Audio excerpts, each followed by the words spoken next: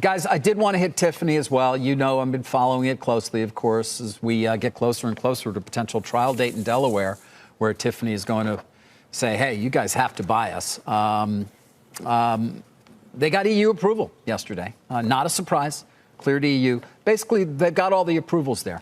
The question is now the time, if you want to actually see if there's a way to get this thing done and get the trial, or I should say get your problems behind you, is there a way to settle? And what I can tell you is there's at least what I'm hearing, indirect conversations. Now, the judge here, by the way, has been encouraging both sides to try to do something. When we say indirect conversations, you know, the old back channel, you don't want to have the principals talking to each other. But there are ways to try to communicate at least and see if there's something that can be done. What would that be? Well, maybe you slightly reduce the price.